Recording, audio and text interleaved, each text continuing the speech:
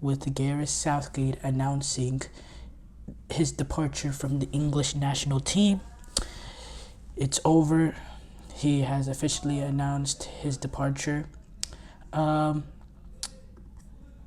This was something he's been mulling on. He was mulling about it a little bit after after the last World Cup, but he's decided his time with this national team is up. He has resigned, and yeah, it'll turn out to be a blessing in disguise for this English national team. I'll tell you this right now. Whether or not they win an international trophy because of this, that's a whole different question.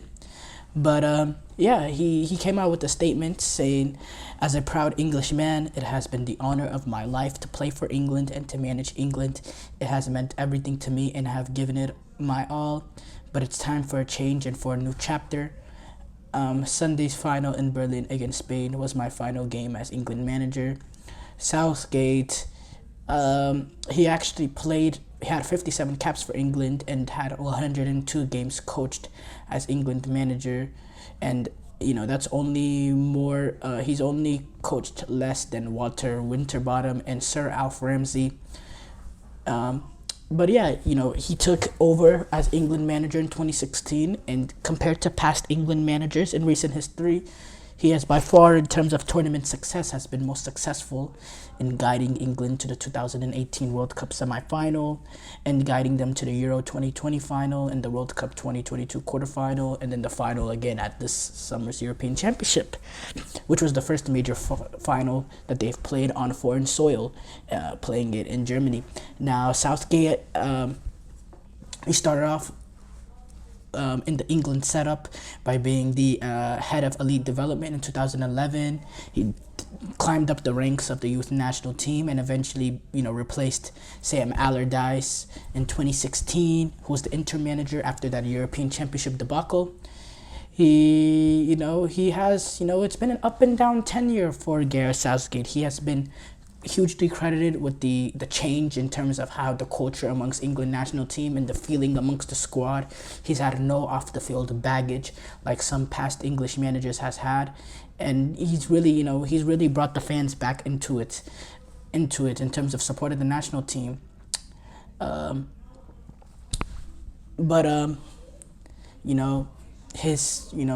Despite what he has accomplished, he has not been able to get them over the line in multiple European Championships, in the World Cups multiple times. He just hasn't been able to get them across the line, and he's had this nature of playing pragmatic. And yeah, but the thing is, though, I'll say this, the English FA wanted to bring him back. For me, that would have been an astounding decision, and really a decision that would have rubbed a lot of the fans wrong way. And the England FA were kind of saved from that criticism when he decided himself he wanted to resign, and it was kind of obvious that this was coming after, how he almost resigned after the World Cup, and it just seemed like the criticism and the job was just becoming a little too heavy, and he just wanted to rest and get away from all of that. And at the end of the day, that's his decision. He thought it was just too much. And yeah, the FA chief executive Mark Billingham has discussed how the search has already began, and he thanked Southgate and all of his assistants, including Steve Holland, his number one assistant through the years. But he said Gareth has made the impossible job possible and laid strong foundations for future success. He is held in the highest regard by the players, the backroom team, by everyone at the FA, and across the world of football.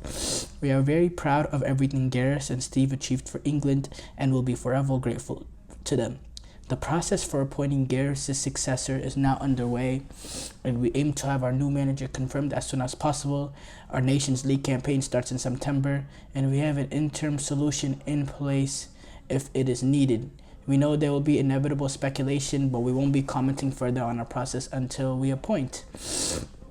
Yeah, and we saw a lot of, we saw some former players giving things, specifically Harry Kane, who shared his things on social media.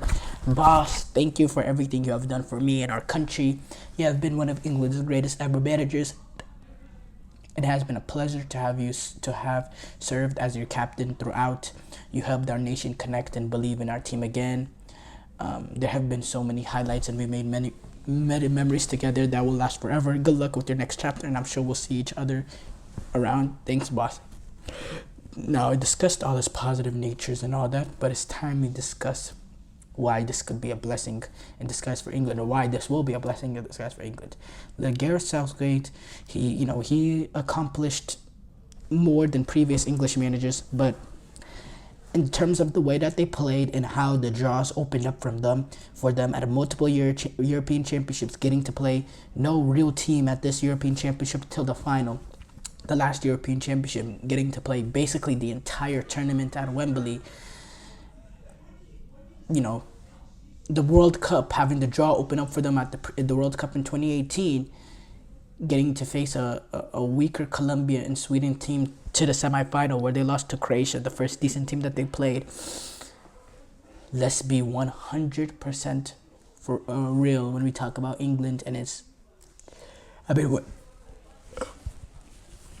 when it comes to Gareth Southgate, and he has not been good enough. His pragmatic natures have not fit the needs of the amount of quality. As this team progressed in quality, it was more and more clear that Gareth Southgate was not the right man for the job. The pragmatic nature didn't fit this set of players. He didn't have these players playing football, and he created a mentality amongst the team, a protective mentality, in terms of once they got a goal, they would sit back 10 yards and kind of defend. And his in-game substitutions have been highly questionable throughout the years. The way he got out-coached in the World Cup 2018 semifinal, got completely out-coached by Zlatko Danic. Exact same thing when it comes to the 2021 Euros in that final. In certain big-time moments, getting out-coached by an opponent.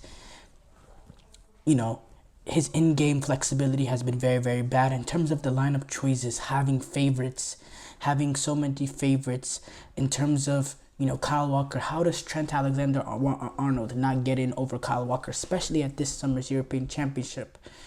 When you look at that front three, Harry Kane, Phil Foden, Bukayo Saka, and Bellingham, front four, Bellingham playing in behind, they've been horrible this entire tournament, but there hasn't been a single switch in terms of lineup, despite having talented players like Anthony Gordon and Cole Palmer on the bench.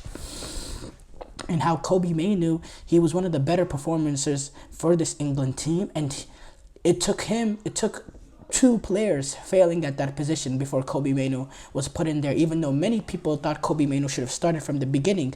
It took him putting Trent, who failed in 2 games, and then he put in Conor Gallagher, who looked miserable too. Then he put in Kobbie Mainoo eventually for a half, and he looked better than any other player that's played so far at the European Championship, and he happened to stumble on him by accident. So many poor decision making. And yes, he's been a very, very good safe choice, and he's been a little bit better than just being safe, because he has got them far into these tournaments. But that's all he was. He was really just a safe choice, someone who handled all the media perfectly, really handled all the off the field baggage that came with the England manager, handled the press perfectly, just handled everything so good off the field. But when it comes to his ability to be an in-game tactician, and being able to make a team better than the sum of their parts, and just what a typical top manager would do, he was not that. He was not at that level.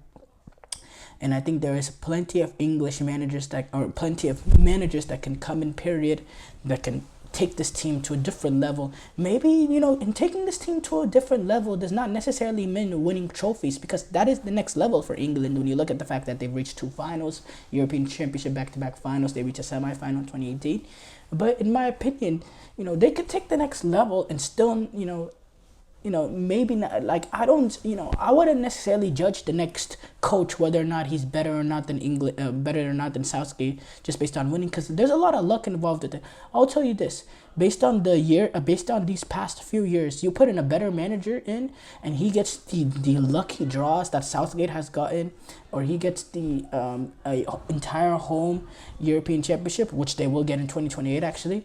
I think a better manager will be able to get a trophy out of this set of past few tournaments. I think a better manager would have won something for England now. I really do. I think the draws, the way that they've opened up for Southgate, in terms of the opponents in the knockout stages, even in the group stages, getting fairly easy opponents. Yeah, I don't know. And keep in mind, England were literally seconds away from being eliminated in the round of 16. So, but I will say this regarding potential Gareth Southgate replacements, because there's been a lot of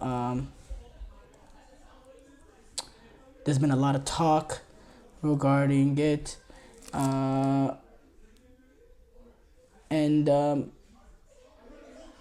I would say, out of the foreign manager route, which we don't know if they want to go to, out of the foreign manager route, I think Jurgen Klopp would be absolutely amazing, but it wouldn't be realistic. I think Thomas Tuchel could work. I really do. I think that's a good option in there. He's someone that he'll get this England team. He's good in these. He won the Champions League. He has that pedigree. He's a good tactician. I think that could work. I think Mauricio Pochettino, similar. I think that could work as well. But, his problem is he hasn't really been able to get over the line in club competition. So will that translate to him not getting over the line in European competition, in international competition? I will say amongst the English candidates, Lee Carsley, I think that would be a horrible decision. Number one, the fact that he doesn't have real first team coaching experience. Number two, I think it's just another safe pick like Gareth Southgate. I think Graham Potter, I think, a lot of people are down on this move because of what happened at Chelsea, but I do think he's a very, very good tactician. He gets a team playing a very attractive style, and I don't really blame him for what happened at Chelsea. Chelsea were a mess that season, and I don't really blame him in terms of his ability to manage and be a tactician and all that. I think he's really, really good, and I think he's an upgrade from Southgate, so he could be an option, but I think the best England candidate is Eddie Howe. Eddie Howe is a manager that's proved that he can make his team better than the sum of their parts. He's very, very good tactician, play a very, very open-ended, attack-minded football. And, we see what he was able to do with Bournemouth. Now you give him this array of English talent. I think he's going to have them playing amazingly well. If he can translate the success he has playing, managing a club team, if he can translate that into managing an international team, yeah, I really think he'll be a very, very good option amongst the English candidates. But yeah.